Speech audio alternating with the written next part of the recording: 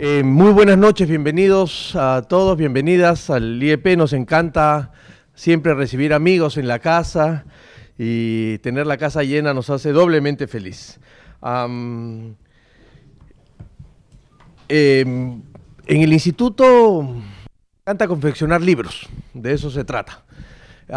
Es esa magia que hace que luego de pensar, discutir, pelearse, volver a dudar de lo que uno hizo, se termine cosiendo un conjunto de hojas de papel y tener un libro que es casi un objeto en extinción en algunos espacios y que en el instituto seguimos preservando y queriendo. Pero nos gusta hacer libros sobre todo con amigos y hacerlo con la DAR y hacerlo con Grade, nuestros viejos socios de tantas aventuras, no nos hace sino ponernos doblemente felices. Y yo particularmente estoy triplemente feliz porque me toca moderar esta mesa sobre un libro que creo que es fundamental para lo que deberíamos empezar a discutir en el país, que es saber un poco más de lo que sucede en los territorios y saber un poco más de lo que sucede en la selva. Probablemente cuando revisaba el libro me acordaba de un trabajo que hicimos buscando con Ramón Díaz, un colega en el instituto, rastreando dónde estaban los niños sin partidas de nacimiento, y resultaba lamentable y atroz que el 90% de todos esos niños estaban ubicados en la selva rural peruana. Y entonces, a partir de allí, uno mira los indicadores y se da cuenta que efectivamente hay una situación de casi espaldas del Estado hacia el tema, y es por eso que tener la mayor cantidad de información sobre la selva, como bien dice el libro, bastante más heterogénea de lo que parece o de lo que cree, resulta siendo fundamental. Entonces, es muy importante que estemos acá reunidos para mirar un poco lo que sucede en la Amazonía, lo que sucede en los territorios. Requerimos comprender mejor lo que ahí sucede y, por supuesto, con la finalidad de atenderlos más y de mejor manera. La dinámica va a ser una dinámica como suelen ser las presentaciones en el instituto, con la idea de tener un espacio para el intercambio, para la conversación, y es por eso que vamos a empezar con los comentaristas, con las comentaristas, con Marisa Remí, investigadora principal de la casa, y con Fabiola Muñoz, para que luego podamos escuchar algunas palabras en representación de los autores, porque son 5 autores. Manuel Glave, después voy a leer un poquito las bios, y al final Avesita Chichón de la Fundación Moore va a cerrar con algunas palabras para luego pasar a tomar algo y seguir conversando en el patio, que es ahí donde las conversaciones continúan a partir de la mesa. Voy a hacer la presentación muy breve de las personas que me acompañan en la mesa y luego pasar a los comentarios de Fabiola y de Marisa, y luego a las palabras de Manuel y de Avesita. Empezamos con Fabiola. Fabiola Muñoz es directora ejecutiva del Servicio Nacional Forestal y de Fauna Silvestre, SERFOR. Es abogada especialista en políticas públicas sobre recursos naturales. Candidata a magíster en política social, con mención en género, población y desarrollo, diplomada en educación intercultural, con cursos en diseño, ejecución y evaluación de proyectos. En el año 2004, Fabiola ejerció la Secretaría General del Ministerio de Agricultura y asesoró el despacho del mismo ministerio. Marisabel Remí es investigadora principal del Instituto de Estudios Peruanos, es socióloga por la Pontificia Universidad Católica del Perú, diplomada en estudios en profundidad en la Escuela de Altos Estudios de Ciencias Sociales de París, ha sido directora del Centro de Estudios y Promoción Campesina de Piura, del CIPCA, y ha trabajado temas de historia económica y política sobre sociedades rurales, desarrollo rural y descentralización. En representación de los autores, como les dije, está Manuel Glaves, que es economista por la Pontificia Universidad Católica del Perú y PhD por la Universidad de Illinois en Urbana-Champaign. Es investigador principal de GRADE y profesor principal del Departamento de Economía de la Universidad Católica. Los trabajos y las líneas de investigación de Manuel tienen que ver con el desarrollo rural, con énfasis en instrumentos de gestión territorial. Y finalmente, hará uso de la palabra Avesita Chichón, que es licenciada en Antropología por la Pontificia Universidad Católica del Perú, PhD en Antropología de la Universidad de Florida en Gainesville. Todo su trabajo profesional lo ha desarrollado en áreas de conservación de la biodiversidad, habiendo sido oficial del programa de la Fundación MacArthur. Ha trabajado en Wildlife Conservation Society y en la actualidad es directora de la iniciativa Andes Amazonía de la Fundación Gordon y Betty Moore. Como se dan cuenta, una super mesa con super comentaristas y la idea entonces es, insisto, vamos a tener una presentación de unos 10-15 minutos por cada uno de los comentaristas, luego algunas reacciones de Manuel en nombre de los autores y al final un cierre de la Fundación Moore a través de Avesita. Muchas gracias. Difícil tarea entre tantos investigadores, alguien que está trabajando en el Estado y que además yo revisaba la página del IEP para ver qué colegas habían, ¿no? Y resulta que en la lista de investigadores no encontré ningún abogado. Fíjense ustedes, hay antropólogos, lingüistas, sociólogos, economistas, y no encontré ningún abogado. Entonces dije yo, ¿y ahora? Pero bueno, a ver, efectivamente es realmente interesante compartir esta mesa, además para comentar una publicación como esta, ¿no? De la Amazonía, su palma. Y la primera cosa que yo creo que es importante y me gustó mucho al leer la publicación, es que efectivamente, como se menciona, se analiza y se estudia poco este tipo de temas, sobre todo cuando son controversiales, ¿no? Y de hecho el tema de Palma en los últimos años ha significado una controversia en el país. Y una cosa que yo creo que es bien importante entender, porque si no nos vamos al lado de la pasión, ¿no?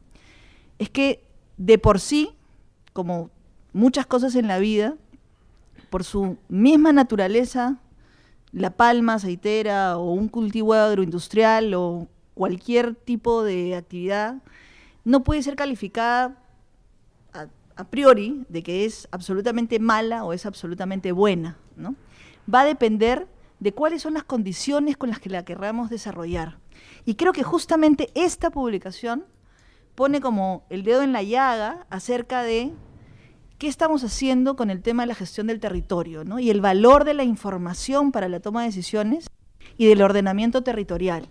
¿Cuánto ha avanzado el país como país en la política pública sobre el tema de ordenamiento? ¿Cuánto han avanzado, digamos, los gobiernos regionales en la implementación de estos instrumentos?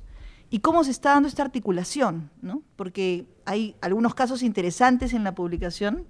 Bueno, entonces, una de las cosas que me parecía súper interesante en la publicación era este tema de el caso que contaban para el expediente, ¿no? Es el caso de Loreto, Alto Amazonas, las idas y venidas de la documentación. Y entonces no podía evitar pensarlo desde el servicio público en el que yo estoy. Carambas, ojalá nadie cuente una historia así de nosotros, porque la idea es que mejoremos los servicios al ciudadano, ¿no? Y no solamente a un ciudadano de la sociedad civil, sino también, por ejemplo, a un gobierno regional, que pide a su ente rector, en este caso MINAM, porque se habla del tema de ordenamiento, oye, valídame el expediente, ¿no? Dame la información, he preparado esto, ¿qué me está faltando? Y entonces esa interrelación entre el Estado, gobierno nacional y gobierno regional es fundamental. Si eso no mejora, el servicio que podamos brindar desde arriba o desde el otro gobierno regional no va a realmente funcionar para servir mejor a los ciudadanos. Y un elemento crítico que también me gustó mucho, porque la verdad me hizo reflexionar un montón sobre los conceptos de territorio, ¿no? Y a veces efectivamente nosotros tenemos una visión muy sencilla de espacio físico, pero no es solamente el espacio físico. Y yo creo que efectivamente el análisis y la discusión que se plantea en el libro sobre los diferentes conceptos de territorio es muy rica, ¿no? Y en líneas generales yo resumiría este tema como una cuestión que también apareció mirar el territorio como este conjunto de interrelaciones que existen, ¿no? El espacio físico es uno, sí, pero claramente se superponen intereses, se superponen muchos elementos, y la información es clave para tomar decisiones. Pero también una cosa interesante en la publicación, por ejemplo, es entre las diferentes perspectivas que se plantearon, una de, creo que es Elsa Galarza, la que planteaba, ¿no? El tema de la oportunidad. O sea, mirar el tema del territorio también como la oportunidad que te brinda para el desarrollo. Y creo que así es como el tema de Palma, por ejemplo, se ha enfocado en algunos casos, ¿no? Una cuestión muy interesante es esta reflexión que se hace sobre cómo el tema de Palma ha contribuido en el tema de sustitución de cultivos como coca en su momento, y eso creo que es algo que hay que reconocer, si podemos decir en favor de la palma, ¿no? Y en realidad no solamente lo vemos con palma, o sea, se ha hecho también con otro tipo de cultivos, básicamente para ver cómo se cambia de una sustitución de un cultivo que no es el que se quiere promover por algo que pueda ser una oportunidad. Y un tema que me parece fundamental y que aborda, creo que bastante bien la publicación, son los criterios, ¿no? O sea, ¿qué criterios debemos tomar en cuenta para poder decidir dónde? En este caso es el caso de Palma, pero no solamente tenemos el caso de Palma, tenemos muchos casos, ¿no? Y yo creo que es muy interesante la mención que se hacen a los diferentes criterios, y uno de los avances que yo creo que tenemos como país, en líneas generales, es esta articulación que estamos teniendo entre los diferentes sectores para entender que no es solamente el tema social, por supuesto, no es solamente el tema económico, es también el tema de los impactos ambientales, pero también ahí hay un cambio fundamental en los mercados.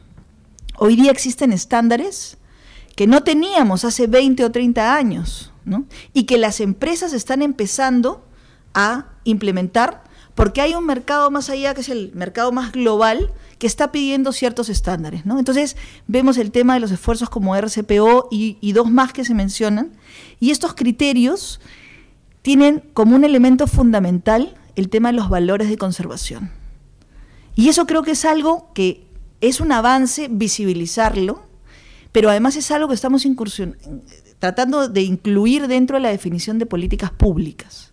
Y ahí hay un esfuerzo enorme que se está haciendo, por ejemplo, articulando el trabajo del Ministerio del Ambiente con el Ministerio de Agricultura y Riego, el Servicio Nacional Forestal y de Fauna Silvestre, el Programa Nacional de Conservación de Bosques, que digamos somos los actores que estamos mirando cómo ayudar a parar la deforestación en el país, cómo generar políticas públicas que nos ayuden en ese proceso en el que tenemos que ver todos, gobierno nacional, gobierno regional, gobierno local, ¿no? Y ahí tenemos que trabajar desde el tema de incentivos, por ejemplo, quitar los incentivos perversos, ¿no? Aquellos que promueven que la migración o la cantidad de gente te dé financiamiento, por aquellos que, por ejemplo, de repente un gobierno regional que reduce deforestación o un gobierno local que reduce deforestación podría tener un incentivo interesante, ¿no? Entonces creo que hay que combinar los temas. Otro tema que es fundamental, y me encantó la mención sobre el tema de gestión del territorio, me falta mucho tiempo, no, poco. Ya. El tema de gestión territorial, ¿no? Y eso creo que además es un avance que como país hemos dado muy fuertemente. De hecho, yo traje además, esta es la publicación de la ley forestal y sus reglamentos, y en realidad tiene todo el compendio de la nueva normatividad forestal, y ahí efectivamente hay elementos que están articulándose, y ha sido un esfuerzo además conjunto entre los diferentes actores del Estado para tratar de asegurar que las actividades económicas tengan efectivamente una evaluación adecuada, ¿no? Y esto está articulándose también con la Dirección de Asuntos Ambientales Agrarios, y hay un trabajo que se está haciendo por promover una agricultura carbono neutral. Ese es un gran avance. De hecho, estamos trabajando con algunos de los que están acá en el tema de NAMAS en el país, que antes no se discutía, ¿no? Y además, estas medidas adecuadas para el país sobre los 4 drivers mayores de deforestación, ¿no? Que son café, cacao, palma, ganadería, cómo ayudar a que esas actividades no tengan que competir con el bosque, sino que puedan convivir con un bosque que además es realmente el capital natural más importante que tiene el país, ¿no? Entonces, yo creo que estamos en un proceso de alineamiento de política pública bien importante. Y ahí entra el otro elemento que creo que el libro tiene como un elemento central, que es el sistema de información, ¿no? Cómo plantear este SIT, ¿no? Este tema que es más que un SIG, ¿no? Porque se dice que el SIG, el Sistema de Información Geográfica, es parte de...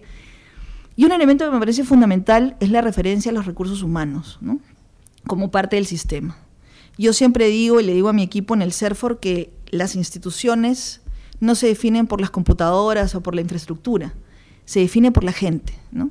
Si la gente es buena, valiosa, con principios, esa institución proyectará eso y servirá mejor a los ciudadanos. Si la gente no está comprometida, no tiene vocación de servicio, no importa qué hagamos, qué computadora Pentium le compremos, la realidad no va a cambiar. Y entonces el tema del recurso humano es un tema fundamental. Y por eso el Estado no tiene por qué dejar de tener esfuerzos importantes en el tema de reclutar buena gente, ¿no? No por trabajar en el Estado la gente o el servicio tiene que ser mediocre, al contrario, tenemos que tener un Estado moderno, eficiente, que sirva mejor a los ciudadanos. Y creo que ahí la propuesta que se hace de tener un sistema de información que ayude a la toma de decisiones de política pública es fundamental. Y me gustó mucho encontrar la referencia, por ejemplo, a esfuerzos que ya el Estado está haciendo. La infraestructura de datos espaciales, por ejemplo. Es un esfuerzo enorme que se está haciendo a nivel de la Presidencia del Consejo de Ministros y que regiones justamente como Loreto han avanzado un montón, ¿no? No solamente el Sistema Nacional de Información Ambiental, el SINIA, también se está trabajando, por ejemplo, desde el CERFOR en el GeoCERFOR y toda la articulación de información. De hecho, una prioridad del ministro de Agricultura actual ha sido el tema de cómo toda la información que está en el ministerio se puede juntar y tener un sistema integrado de información.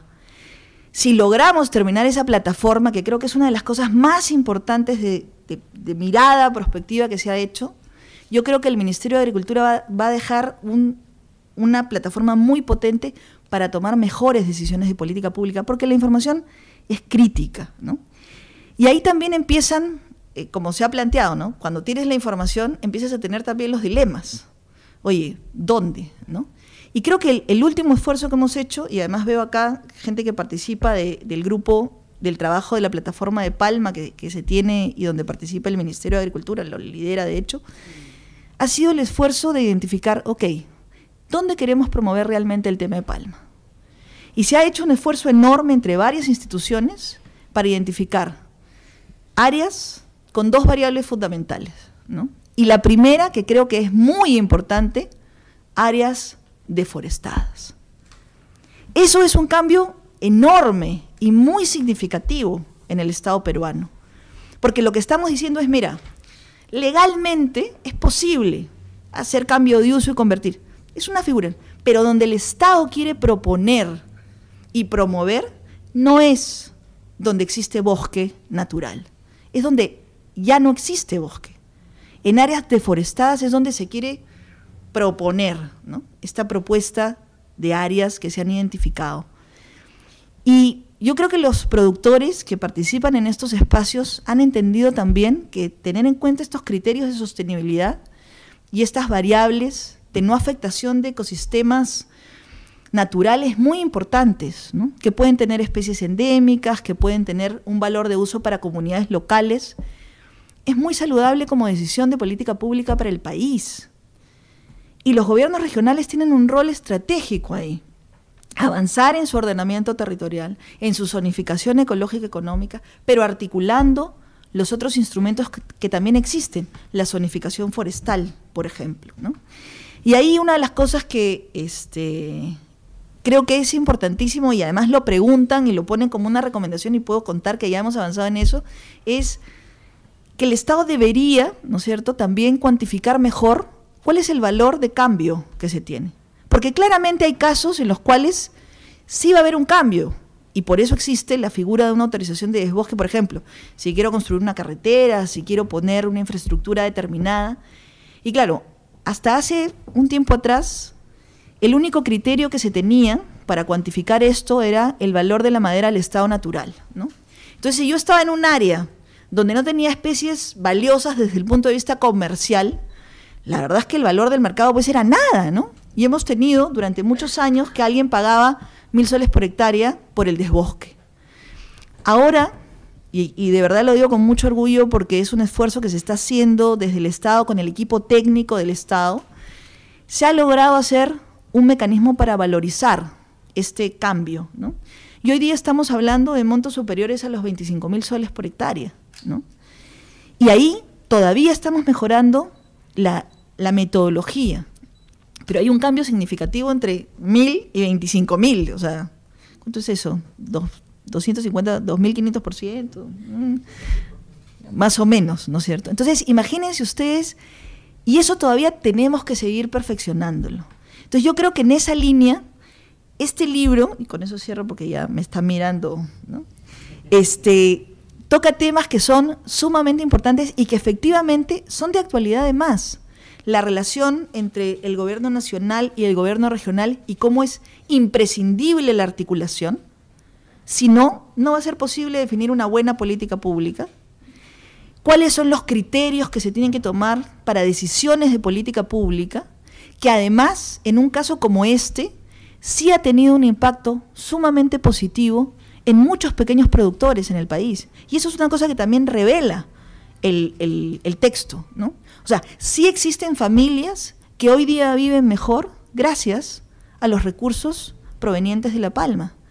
Y eso es bueno, pero es mucho mejor y será mejor para el país si eso es algo que se hace en el lugar correcto. Y la decisión de política pública tiene que ser esa.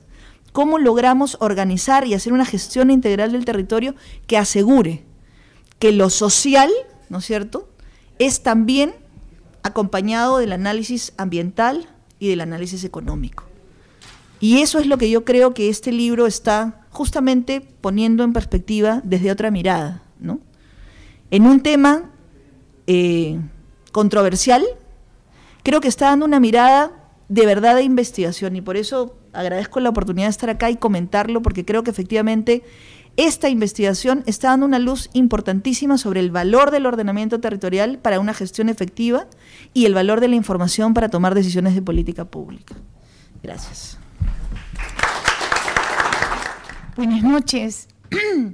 Primero quiero agradecer a Rosana, a Manuel, a Ricardo, que me hayan permitido estar acá y dirigirme a ustedes con ocasión de la presentación de la Amazonía Su Palma, estos aportes a la gestión territorial en la región de Loreto.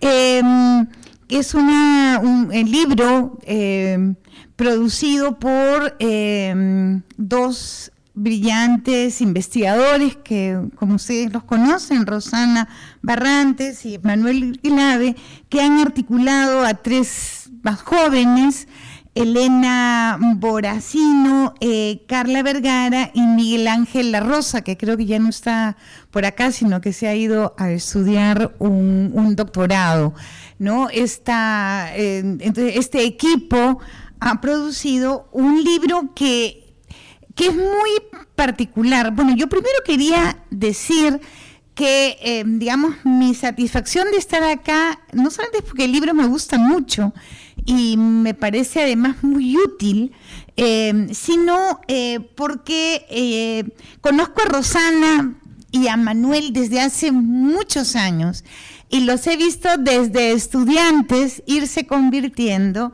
en los excelentes investigadores que ahora son, en los brillantes profesionales que son, ¿no? Y con Manuel, Rosana, Avesita e incluso Fabiola, que creo que estuvo con nosotros en el último Sepia, somos también de muchos años de Sepia, de discusiones entre ciencias sociales, ciencias naturales, etcétera. Entonces creo que formamos parte así de una comunidad que ahora pues ve un esfuerzo concretado, ¿no?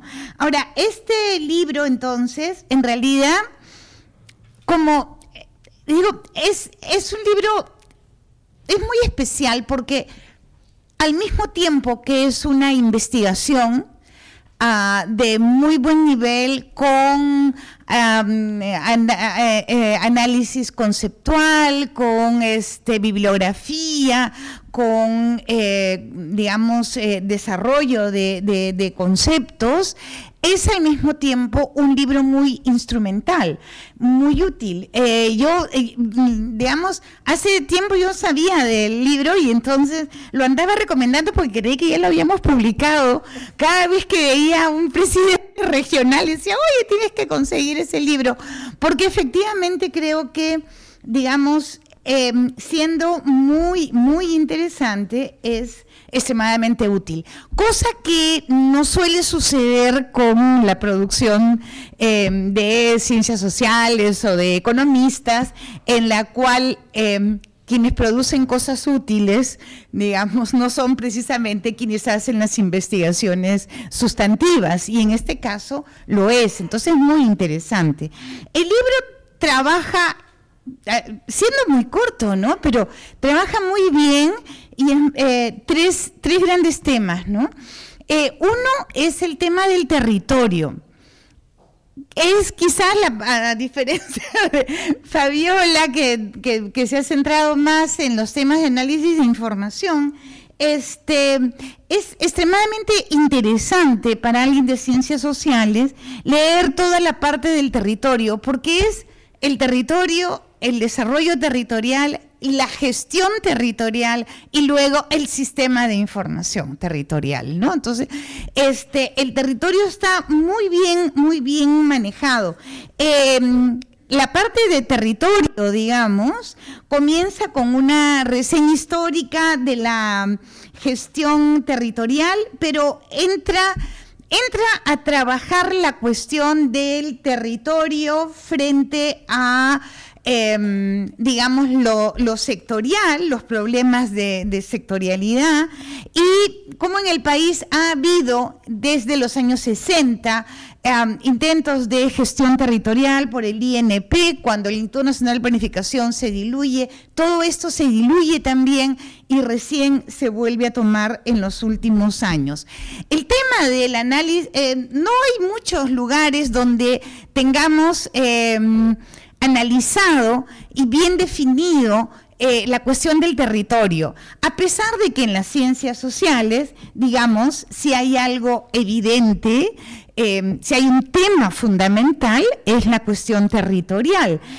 Digamos, es lo más claro son las discusiones sobre localización, dónde se localiza la población, dónde se localiza la inversión.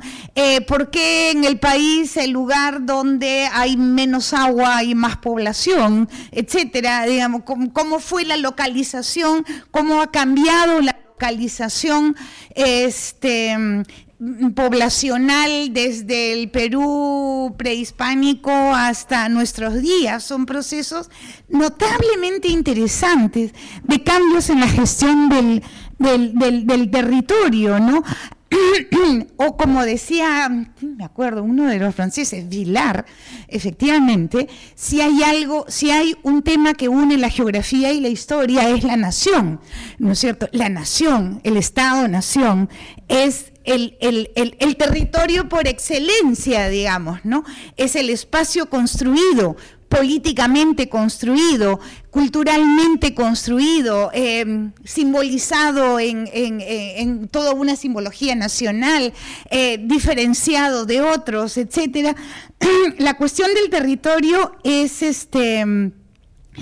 importantísimo, y entonces en el libro vemos, bueno, que por supuesto el territorio como espacio construido va mucho más allá de los límites político-administrativos. Sin embargo, como bien se señala en el texto, los límites político-administrativos, que por ejemplo para un bosque no los encuentras, son sin embargo relevantes. Mucha información es disponible a nivel de unidades político-administrativas. Yo me acuerdo cuando discutíamos en una comisión técnica, en fin, sobre el Senagro, había una gran discusión de si la unidad productora de información, la unidad territorial central era el distrito. Yo decía, pero si las haciendas ahora, las empresas que hay en la costa, son gigantescas y abarcan 7 distritos, ¿cómo vamos a encontrar el nivel de centralización de la propiedad si seguimos trabajando por distrito?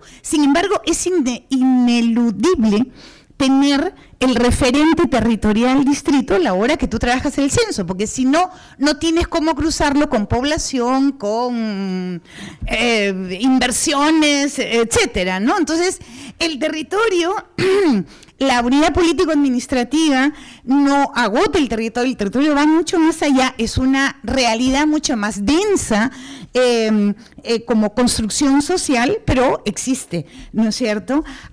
La cuestión de desarrollo territorial también bien trabajada con los diferentes autores que la han trabajado, la importancia de este enfoque territorial para el desarrollo rural y la discusión que la tuvimos desde el CEPIA sobre, los autores que hablan de desarrollo territorial rural, etcétera, hablan mucho de las potencialidades de los actores, de las instituciones presentes en el territorio, etcétera, y parece ser cosa de desarrollar iniciativas, capacidades y tal, para emprender dinámicas de desarrollo territorial. Sin embargo, por lo menos en el Perú, la geografía sobreimpone algunas condicionantes a las posibilidades que hay de desarrollo territorial. Simplemente hacer una carretera en la selva es 10 veces más caro que hacerla sobre el desierto de Sechura,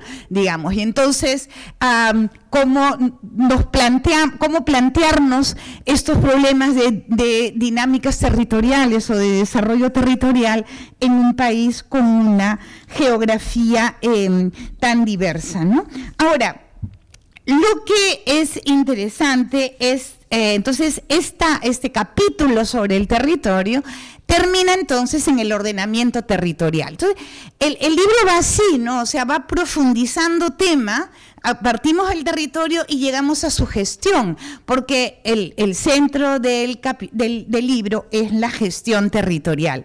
Entonces nos hablan del ordenamiento territorial, como había dicho Fabiola, es impresionante para que creo que era el gobierno regional de Loreto, le aprueben la zonificación económica y ecológica, pasaron 3 años, si no me equivoco, recién la zonificación, porque son un montón. Bueno, ustedes conocen seguramente, varios de ustedes, mucho más instrumentos de los que conozco yo, ¿no es cierto? Desde la zonificación, los estudios especiales, el diagnóstico integrado del territorio, el OTEL, el ordenamiento territorial. En fin, para la primera etapa le habían demorado 3 años. Entre tanto, el gobierno regional tenía que tomar decisiones, o los actores económicos han tomado decisiones que podían haber depredado el territorio y simplemente porque no se contaba con un instrumento efectivamente aprobado. Es un proceso muy complejo, pero creo que en el Perú ha avanzado bastante y este libro es extremadamente útil para eso. El otro día estaba en Río Negro, por ejemplo, en un distrito de ese tipo. Ricardo Cuenca se burla de mí porque estaba todavía haciendo cosas sobre presupuesto participativo que existe.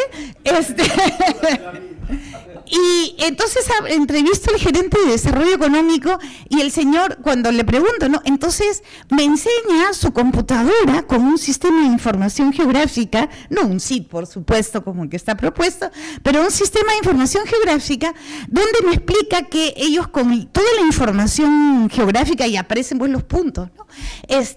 Han zonificado el distrito, un distrito chiquitito al lado de ese tipo. Han zonificado el distrito, el presupuesto participativo se hace por estas zonas técnicamente diferenciadas, por las cuencas y no sé qué, y aparecían ahí efectivamente las zonas con potencial de desarrollo de café y cacao, por ejemplo. Entonces, él iba al presupuesto participativo en cada zona con su computadora para que la gente identificara, digamos, y en la zona qué potencial había. Es decir, hay cosas que se están haciendo en el país con información territorial que son extremadamente interesantes, ¿no? Entonces, bueno, en el texto, entonces, como ya se ha dicho, digamos, cómo manejar la información para construir un sistema de ordenamiento territorial como instrumento de gestión, esto es la materia central, ¿no? ¿De qué se trata? ¿Cómo puedo gestionar el territorio? ¿Con qué tipo de información? Y eso es lo que lo hace muy útil. Por acá tenía todos los temas, las grandes categorías, las variables, dónde están las fuentes, etcétera.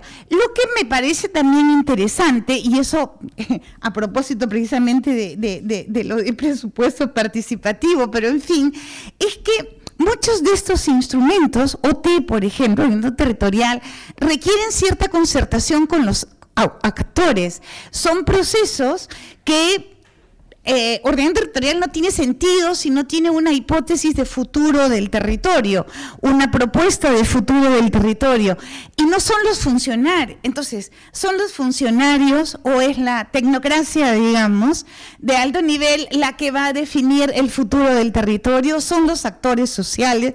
En fin, ahí hay un tema de procesos sociales que hay que ir aclarando, hay que ir poniendo más de manifiesto. Si bien en el libro es muy claro que la información territorial no sustituye la decisión, ¿no es cierto? El tema es quiénes toman las decisiones, ¿no? O cómo se toman. En fin. Sí. Entonces, eso fue el primer tema, pero rapidito los otros. No, el segundo es La Palma, ¿no? Del que ya habló bastante Fabiola. Conocemos, el libro nos permite acercarnos a conocer la palma aceitera, los problemas, las alternativas, sobre todo en Alto Amazonas. Y el tercer punto, que también está muy bien trabajado en el libro, es, como digo, el sistema de información territorial. Cómo construirlo, en qué consiste, qué etapas. En todo caso, es muy interesante. Ahora, a la base del libro, eso ya es interpretación pura mía, hay una hipótesis de desarrollo sostenible. Es decir, los autores sustentan una hipótesis a lo largo de un libro de que es posible tomar decisiones sobre inversión, por ejemplo, en palma aceitera, ¿no es cierto?, o en otros productos, que no sean decisiones que se orientan o por el lobby o por el pánico que pone el comercio, vamos a perder 2.000 millones de dólares, ¿no es cierto?, sino por procesos razonables, técnicos, en los cuales están las decisiones de si algo se invierte o no, algo tiene valor o no, pueden tomarse objetivamente, no en el sentido de que caen de sí, pero sí con un sustento objetivo y razonable, ¿no? Es una hipótesis de desarrollo sostenible, ¿no es cierto? Esto es posible en el Perú, y que creo que va avanzando. Gracias a un libro como este, no solamente va avanzando, sino que va avanzando con instrumentos muy útiles y muy valiosos para la gestión, sobre todo regional. Bien, felicitaciones y muchas gracias. Bueno, muchísimas gracias a tanto a Fabiola como a Marisa por los comentarios tan generosos. Ciertamente los autores sabemos que hay una serie de vacíos y de desafíos que no hemos podido abordar, pero yo quiero hacer 2 o 3 cuestiones muy breves en reacción a los comentarios y en primer lugar, bueno, en nombre de los 5 autores, ¿no? Nosotros somos como un equipo de básquetbol, ¿no? Somos 5, 3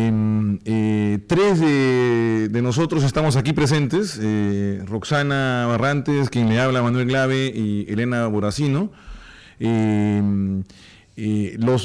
Hay 2 autores que no están en el Perú, en Lima en este momento, uno de ellos Miguel Ángel Arroza, que ya se ha trasladado a Alemania a hacer sus estudios, y Carla Vergara, geógrafa, que está haciendo un trabajo de campo en este momento fuera de Lima. Hubo otro conjunto de asistentes de investigación y colegas que también colaboraron, Diana Larriba, que también está acá presente, que participó en algunos momentos de la investigación. Y en segundo lugar, obviamente, pues agradecer a quienes están detrás de esta investigación. Nosotros iniciamos la investigación prácticamente como una continuación, una extensión, ampliación, profundización de una investigación previa que también salió publicada por el Instituto de Estudios Peruanos de manera conjunta con GRADE, cuyo título es Amazonía y Desarrollo Económico, que fue una investigación auspiciada, financiada por la Fundación MUR, que tenía una aproximación macroamazónica alrededor de los temas de infraestructura, de energía y transporte.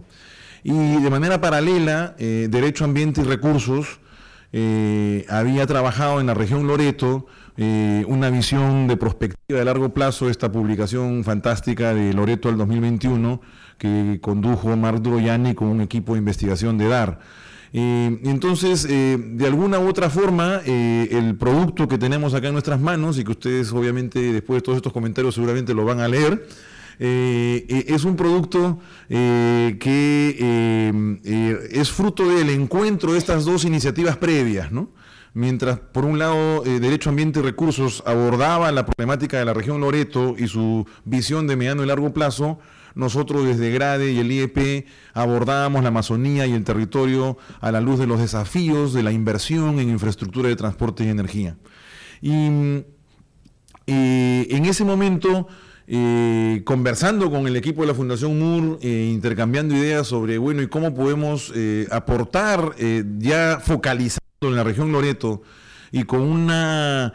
y aquí quizás voy a robarle palabras a Besita, con una mirada desde lo que en la Fundación MUR denominaban los amigos en la Fundación MUR un enfoque de cadena de valor, y cómo el sector privado podía ser un socio estratégico en alguna cadena de valor. Había que identificar cuál era esa cadena de valor, pero en alguna cadena de valor el sector privado podría convertirse en un socio estratégico de la conservación y la estabilidad de los ecosistemas.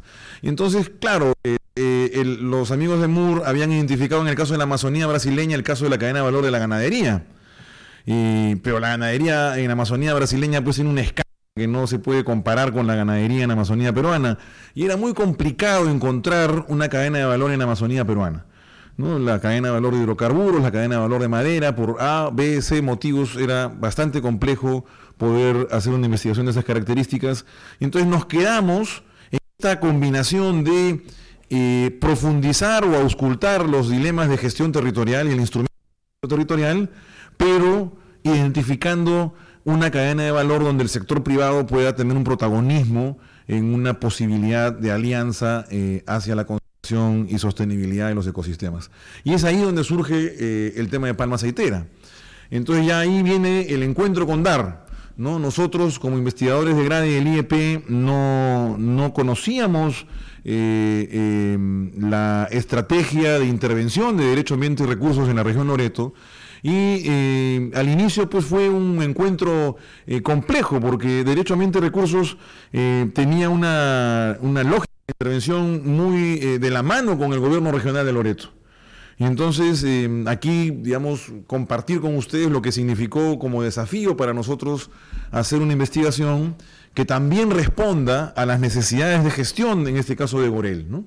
Y entonces, como algunos de ustedes saben, DAR ha hecho un conjunto de productos alrededor de lo que significa ¿no? el desarrollo de capacidades de gestión en el gobierno regional de Loreto. Quizás el más emblemático de los últimos años es esta evaluación ambiental estratégica del Plan de Desarrollo Concertado a nivel de la región, que es la primera evaluación ambiental estratégica, incluso ya aprobada, sancionada por el MINAM, y que esta interinstitucional que hablaba Fabiola ha resultado bastante, digamos, fluida y armoniosa y bastante eficiente en el caso de esta EAE, como le llaman los expertos en temas ambientales, del PDC.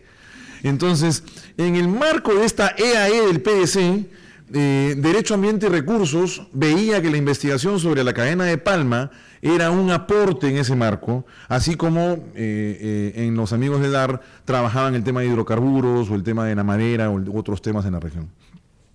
Un segundo comentario es el tema de el marco espacial. Si bien se enmarca en la región Loreto y si bien se enmarca en este discurso, en esta narrativa, cuando aterrizamos en Loreto, metafóricamente hablando, encontramos que la región Loreto era un caso bien sui generis en el tema de ordenamiento territorial, porque la región no había abordado el ordenamiento territorial a nivel regional.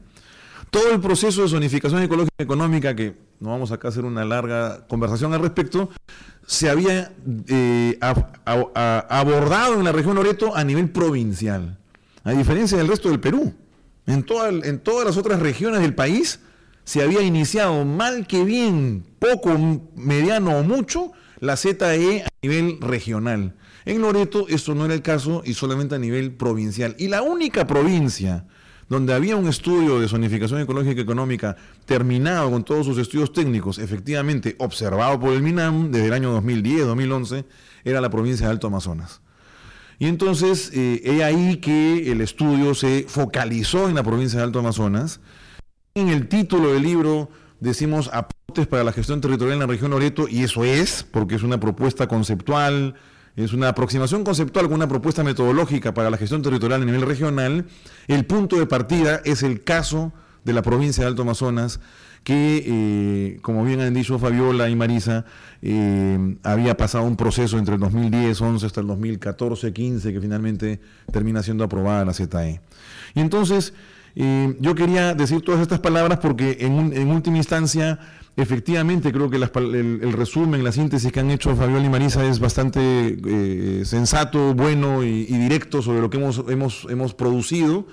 Responde a estos dilemas de coordinación interinstitucional por un lado, busca integrar estas dos áreas de investigación, lo que es el tema de gestión y el tema de cadena de valor o localización de la palma, y nos enfrentamos pues al corazón, ¿no? A partir del debate sobre gestión territorial, muy bien resumido por Marisa, ¿no? A partir del debate de la gestión territorial nos enfrentamos a un dilema más polémico, ¿no?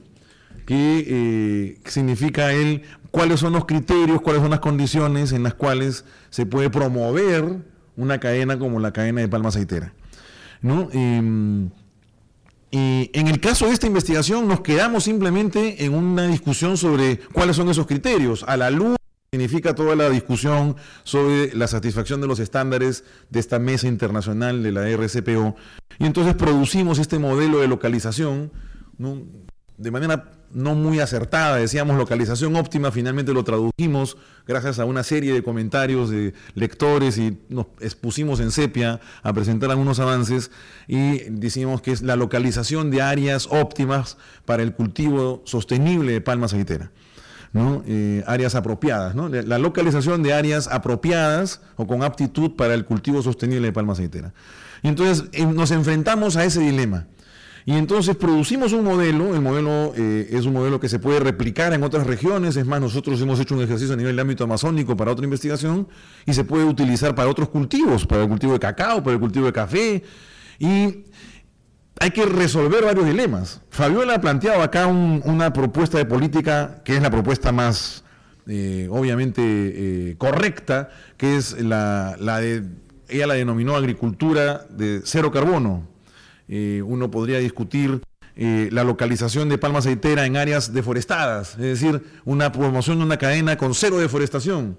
Sabemos que hay otras alternativas menos radicales, digamos, ¿no? Una cadena que puede promover el cultivo de palma, por ejemplo, con deforestación neta cero, que es diferente de decir deforestación cero. Y en el extremo, como bien lo dijo Fabiola, sabemos que desde el punto de vista legal es posible que se pueda promover el cambio de uso con toda esta discusión de la clasificación del uso de la tierra como de aptitud agrícola y ver los procedimientos y los criterios para poder hacer el cambio de uso. Esos dilemas nosotros no los abordamos explícitamente, quedan ahí como preguntas de investigación que son abordadas en otra investigación que hemos hecho en GRADE, pero que sí están planteadas debidamente en la investigación. Y para terminar, el tema del sistema de información territorial. Ciertamente no es que estemos proponiendo algo oiga, el sistema, el CINIA del MINAM o la infraestructura de datos espacial de los gobiernos regionales no sirve para nada. Es a partir de lo que la normativa nacional y los instrumentos nacionales y regionales ya promueven. La idea es cómo podemos fortalecer la capacidad de gestión de estas instancias para poder cumplir con estos instrumentos de gestión. En otras palabras, la propuesta que ustedes van a ver en el libro del Sistema de Información Territorial, que es una propuesta bastante compleja, conceptual y operativa, es una propuesta para promover y facilitar el poder diseñar e implementar estos instrumentos, tanto desde los estudios temáticos previos a la ZE, como los estudios especializados que continúan a la ZE.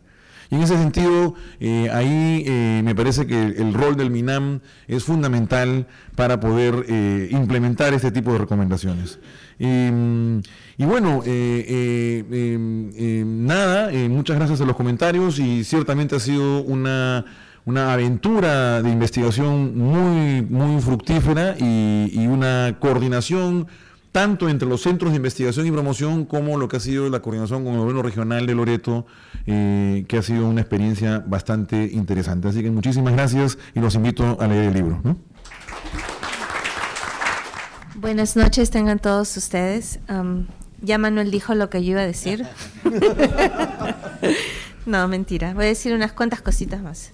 En primer lugar, felicitaciones a Manuel, felicitaciones a Roxana, Elena, que está por ahí después de luchar contra el tráfico, y también los otros autores, Miguel y Carla, sí, mira, que no están acá. Creo que, como dijo Marisa, este es un libro bastante útil, sólido conceptualmente y es útil. Y yo creo que eso es súper importante de resaltar ahora, porque en este momento de transición que tenemos en el país y en las regiones, va a ser bien importante tener instrumentos concretos que se puedan utilizar para poder ordenar el territorio de esta manera. Y yo lo que quiero decir ahora es un poquito también pensando en el por qué desde la Fundación MUR nos interesan estos temas y qué siguientes pasos veríamos para un trabajo como este, que es me parece súper importante. A ver, en la mañana, bueno, hemos estado todo el día algunos de nosotros en una reunión convocada por la WCS sobre aguas amazónicas. Y esta reunión fue inaugurada por Manuel Pulgar Vidal y fue interesante. Una de las cosas que dijo fue esta visión de la Amazonía y conectar el esfuerzo del cauchero Fitzcarraldo de conectar dos cuencas, ¿no? Pasando un barco. Y escuchando esa imagen, a mí más bien la imagen que me vino fue de la otra película de Herzog, Aguirre, la ira de Dios, que es una imagen que no hemos sacudido esa imagen todavía en muchos sectores de nuestra sociedad. Para la gente que vive en Lima, para la gente que no conoce la selva pues está llena de peligros, de mosquitos, de enfermedades y no hay que ir, ¿no? Entonces, el dominar, el doblegar la selva, es todo un esfuerzo que hemos estado tratando de tener a lo largo de diferentes generaciones en el Perú. Pero ahora la visión de la selva mirando el bosque, mirando las aguas, lo vemos de otra forma porque ya esa frontera lejana no es tan lejana. En el mundo quedan pocas fronteras y la última frontera que existe en el mundo es justamente la Amazonía. Entonces, en un mundo donde hay 7.000 millones de personas, donde un tercio de esas personas van a pasar a ser de pocos recursos a clase media, va a haber mucha más demanda de alimentos. Y uno de esos productos, es una de las mercancías que más se demandan en el mundo, es justamente la palma aceitera. Uno no se da cuenta, pero en los chocolatitos que uno come, ahí está, como un subingrediente y uno ni se da cuenta. Pero, ¿qué es lo que pasa? Que se está destruyendo las selvas tropicales por este producto. Para nosotros en el Perú todavía se ve un poquito lejano y por eso me parece que este libro no solamente es sólido conceptualmente, útil, pero también responde a una urgencia en este país, aquí en el Perú, porque creo que no solo se puede usar para la palma, como dijiste bien, sino para cualquier otro cultivo y también para otras regiones. Pero lo que tenemos que tener en cuenta es de que una de las amenazas más grandes que tenemos en transformación del bosque en la Amazonía es la expansión de la palma. Ahora, no estamos diciendo que no se debe expandir. Sí, o sea, si es un producto que tiene un buen valor en el mercado y que va a generar ingresos significativos para cierta población, muy bien, que se haga, pero con estas condiciones que hemos visto en el libro, me parece una buena manera, una hoja de ruta, una buena pauta para seguir. Ahora, entonces, hacia futuro quiero hablar de 3 temas chiquitos, pero importantes para adelante.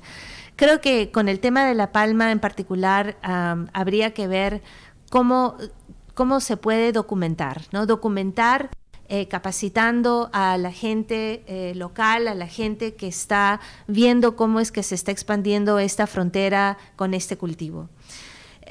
Documentar tomando una línea de base, tomando los datos concretos y seguir las pautas sugeridas. Lo siguiente es capacitar a los ciudadanos locales con las herramientas adecuadas. Y lo tercero que es clave en todo este proceso es la transparencia. La transparencia de dónde es que viene el dinero que financia el desarrollo de estos cultivos. Mirando la cadena de valor, mirando los diferentes eslabones, podemos saber qué instituciones financieras están detrás de apoyar este avance.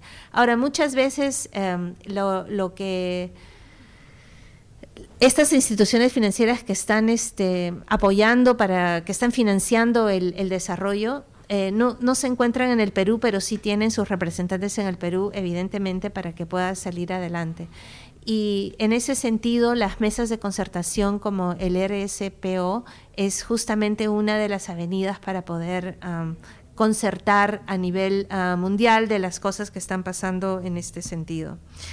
Nada más quiero entonces felicitar una vez más a los autores, decirles que desde la Fundación Moore seguimos muy comprometidos con la conservación de la selva amazónica. Trabajamos en Brasil, Colombia, Ecuador, Perú y Bolivia. Y nuestro énfasis es el énfasis en áreas protegidas y territorios indígenas. Y creo que teniendo este instrumento vamos a poder consolidar mucho mejor las áreas de conservación que tenemos en el Perú. Muchas gracias.